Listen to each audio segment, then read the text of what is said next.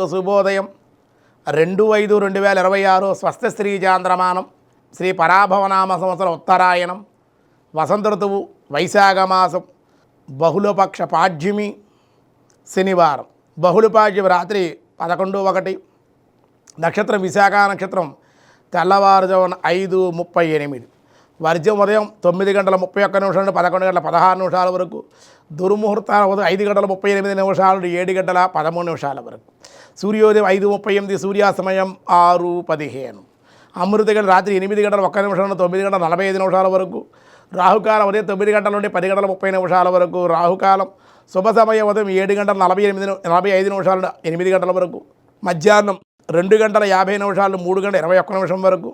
వ్యతిపాత్రం రాత్రి 8:39, బాలువ ఉదయం 10:14, కౌలవకరణ రాత్రి 11:01.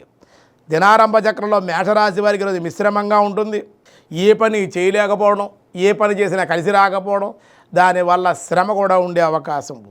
వృషభ రాశి వారు భూ విక్రయ లాభాలు, రుణములు తీర్చగలుగుతా, దానివల్ల ఆనందంగా ఉంటారు. మిథున రాశి వారు విజయం, అభివృద్ధి, ఉన్నత శ్రేణులు ఉత్తీర్ణత, కొత్త ఆహ్వానాలు అందుకునే అవకాశం, ధనలాభం. కర్కాటక రాశి వారి ఉద్యోగంలో మార్పులు, బదిలీలు ఉండే అవకాశం. సింహరాశి వారి దీర్ఘకాలిక సమస్యల నుండి బయటపడే అవకాశం, ఆదాయం అభివృద్ధి అయ్యే అవకాశం. కన్యారాశి వారికి ఎంత ధనము వచ్చినప్పటికీ కూడా ఈరోజు మంచినీళ్ళ వల్ల ఆ ధనాన్ని విరివిగా ఖర్చు పెట్టేసే అవకాశాలు ఉన్నాయి. తులారాశి వారికి బంధువులతో కొంతమందితో విభేదాలు ఉండే అవకాశం, చిన్న చిన్న సమస్యలు ఉంటాయి, కొంచెం జాగ్రత్తగా ఉండాలి. వృశ్చిక రాశి వారికి ఈరోజు రుణములు తీరుట, అలాగే కుటుంబాల్లో విజయందు, సంతానం ఉన్నత శ్రేణిలో ఉత్తీర్ణత పొందడం వల్ల ఆనందంగా ఉండే అవకాశాలు.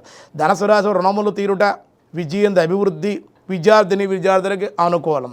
మకర రాశి వారు రుణదాతల ఒత్తిడులు, ధనమునకు కొంచెం ఇబ్బంది పడే అవకాశాలు ఉన్నాయి. కుంభరాశి వారు యత్నకార్య సిద్ధి, అనుకోని ధనలాభం, బదిలీలు ఉంటాయి. మీనరాశి వారి విద్యందు వ్యతిరేకత, రాణింపు ఉండే అవకాశాలు ఉన్నాయి.